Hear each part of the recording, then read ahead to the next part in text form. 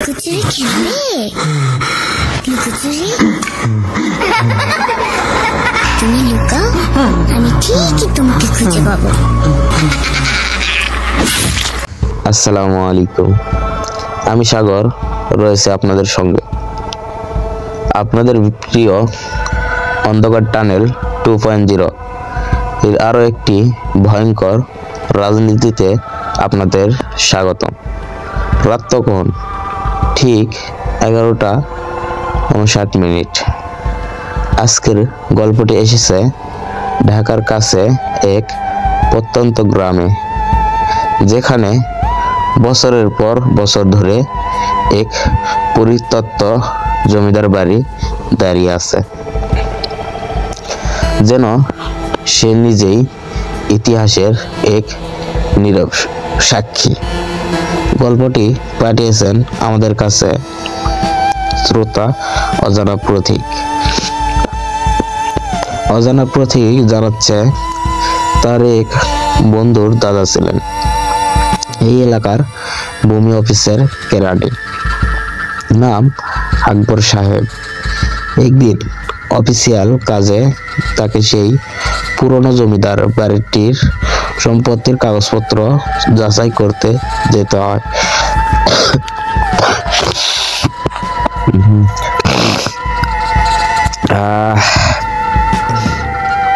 গলা খসখস করে লাগছে। বাড়িটি এমন জায়গায় যে দিনের আলোতেও সেখানে অদ্ভুত এক অন্ধকার জড়িয়ে থাকে। লোকমুখে শোনা সেই বাড়ির শেষ জমিদার আত্মহত্যা করেছিলেন তার একমাত্র মেয়ের সামনে, আর তারপর থেকেই নাকি বাড়ির ভেতরের অস্বাভাবিক কার্যকলাপ শুরু হয়। আকবর সাহেব প্রথমে এসব কথায় কান দেননি।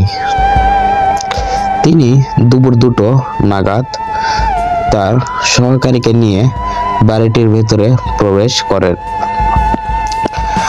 ঢোকার মুখে একটা বিশাল পুরনো লোহা নির্মিত গেট, যা শতবর্ষের ধুলো আর মরচেতে বন্ধ।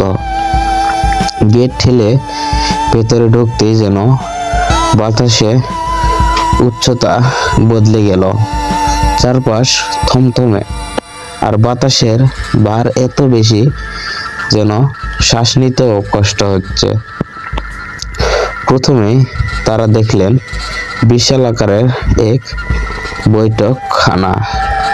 দেয়ালে টাঙানো ভাঙা আয়নাগুলো যেন আমাদের নিজেদের ছায়া নয়, অন্য কারো প্রতিবিম্ব দেখাচ্ছে।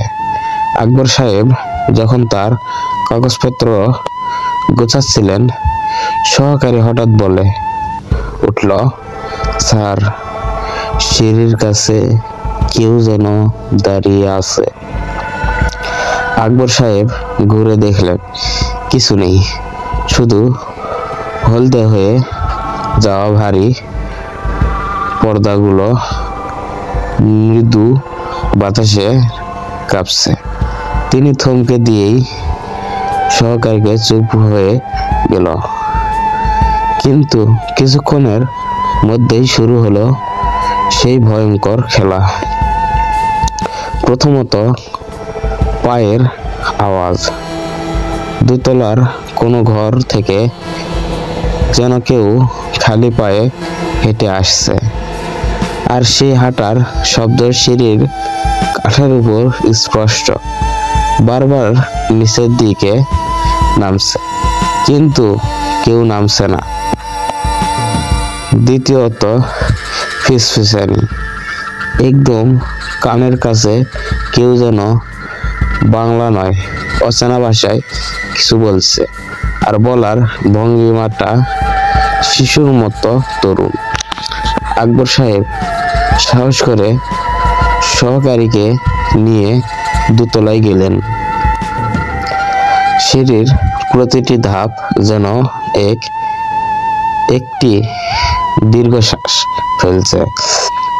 দোতলায় গিয়ে যা দেখলেন তাদের মেরুদণ্ড দিয়ে ঠান্ডা স্রোত বয়ে দিল। এক কোণে একটি পুরনো নকশা করা দোলনা, আর সেই দোলনাটি খুব ধীরে দুলছে। ভেতরে কেউ নেই, কিন্তু দোলনাটি থেমে যাওয়ায় কোনো লক্ষণ দেখাচ্ছে না। আকবর সাহেব দ্রুত সেই ঘরের ভেতরের নথিগুলো খুঁজতে লাগলেন। তার সহকারী বাইরে বারান্দার দিকে তাকিয়ে হঠাৎ চিৎকার করে উঠল, স্যার,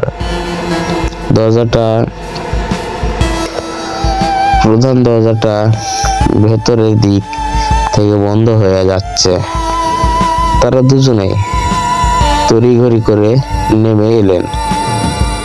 বৈঠকখানার বিশাল প্রধান দরজাটি, যেটা তারা ভেতরে আসার সময় ঠেলে খুলেছিলেন, সেটা এখন ভেতর থেকে খিল দেওয়া হচ্ছে, অথচ আশেপাশে কোনো মানুষ নেই। ভয়ে আকবর সাহেবের হাত কাঁপছে। তিনি সহকারীকে বললেন, যেমন করেই হোক দরজাটা খুলতে হবে। দরজাটা খুলতে গিয়ে তারা দুজনেই অনুভব করলেন দরজাটার ওপাশ থেকে কেউ যেন তাদের দুজনের হাত সজোরে চেপে ধরছে। লোহার হাতলের ভেতর দিয়ে তীব্র শীতলতা তাদের শরীরে প্রবেশ করছে। আর তখনই আকবর সাহেব শুনতে পেলেন সেই পরিস্থিতি ফিসফিসানি, কিন্তু এবার তা আরো স্পষ্ট। তোমরা কেন এলে? এই বাড়িটা আমার, তোমরা যাবে না। আকবর সাহেব তার সর্বশক্তি দিয়ে দরজাটাকে ধাক্কা দিলেন। প্রচন্ড এক আওয়াজ হলো, যেন কিছুই ভাঙলো না, কিন্তু বাহিরের জগতের সাথে সংযোগ স্থাপিত হলো। কোনো মতে তারা দুজনে বেরিয়ে এলেন এবং পাগলের মতো দৌড়ে বাড়ি থেকে অনেক দূরে এসে থামলেন। পিছন ফিরে যখন তারা জমিদার বাড়িটার দিকে তাকালেন, তখন দেখলেন দোতলার মাঝখানের জানালা সার্সি দিয়ে একটি শ্রুব্র মুখ তাদের দিকে স্থির দৃষ্টিতে তাকিয়ে আছে, যার চোখ দুটি যেন শতাধিক শূন্যতা নিয়ে জ্বলজ্বল করছে। অজানা পথিক জানাচ্ছেন, আকবর সাহেব আর কখনো সেই এলাকায় যায়নি এবং অফিস থেকেও ইস্তফা দিয়ে দেয়। তবে আজও গ্রামের লোকেরা বলে, ভরা অমাবস্যায় নাকি এই বাড়ির ভেতরে থেকে কোনো এক কান্নার আওয়াজ ভেসে আসে, যা শুনে নাকি এলাকার কুকুরগুলো পর্যন্ত চিৎকার থামিয়ে দেয়। এই ছিল আজকের ভয়ঙ্কর অভিজ্ঞতা। বিশ্বাস করা বা না করা এটা আপনার বিষয়, সম্পূর্ণ আপনাদের ব্যাপার। কিন্তু মনে রাখবেন, আপনারা হয়তো ভূত দেখেননি, কিন্তু ভূত হয়তো আপনাকে দেখেছে। আজ এই পর্যন্তই। পরবর্তী রাতে আবারও কথা হবে ঠিক 8:45। ততক্ষণ সাবধানে থাকবেন আর জানালার দিকে তাকাবেন না। শুভরাত্রি।